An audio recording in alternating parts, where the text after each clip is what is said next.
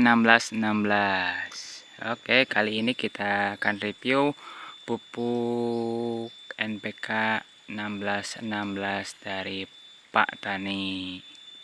Ya, ini negara pengimpornya dari Rusia ya. NPK 1616 ya. Nitrogen 16, fosfat 16 dan kalium 16. Jadi pupuk yang seimbang, pupuk majemuk seimbang. Dilengkapi dengan nitrat 7%, ada boron, ada zinc, ada kalsium, dan ada magnesium. Ya, bisa dilihat berapa takarannya gitu. Jadi untuk komposisi lengkap ada di belakang ya. Untuk unsur-unsurnya. Tadi ada nitrogen 16%, fosfat 16%, kalium 16%, magnesium 1%, kalsium 5,15% dan sulfur 0,9%.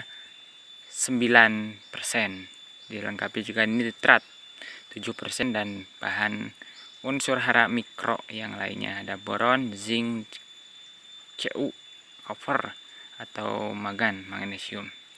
Aplikasinya cukup ditimbun di tanah, disebarkan ke permukaan tanah atau dengan cara dilarutkan dalam air terlebih dahulu lalu disiramkan ke tanaman, atau yang sering kita sebut dikocor ya. Keunggulannya mengandung unsur hara seimbang NPK dan dilengkapi dengan magnesium dan kalsium. Mengandung nitrat 7% sehingga dapat diserap oleh tanaman sehingga tanaman cepat pertumbuhannya.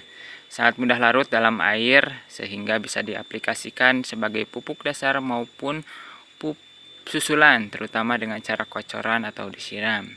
Unsur hara NPK mudah diserap oleh tanaman sehingga memacu pertumbuhan tanaman pada masa vegetatif. Unsur hara tersebut juga memaksimalkan pertumbuhan generatif sesuai kebutuhan tanaman dan fase pembungaan maupun pembuahan dan pengisian buah. Bisa digunakan untuk memupuk berbagai macam tanaman, baik tanaman pangan seperti padi, jagung, hortikultura, sayuran, buah-buahan, bunga, palawija, serta tanaman perkebunan. Ya, untuk dosisnya di sini ada juga. Untuk cabai, semangka, tomat, kubi, sawi, kacang panjang atau tanaman hortikultura, untuk pupuk dasar ada di kisaran 25 gram per pohon ya. Ada yang per hektar kalau untuk areal yang luas gitu. Dan untuk pupuk susulan ya, pupuk susulan ya lebih baik atau lebih efisien itu dikocor ya. Untuk pengocoran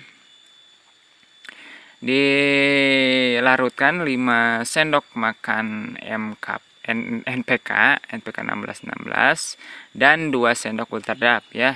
Pakai ultradap ya tambahannya, untuk tambahannya. Untuk pupuk ultradap yang belum tahu, lihat di video saya sebelumnya. Ya, jadi 5 sendok NPK 1616 ditambah 2 sendok makan ultradap.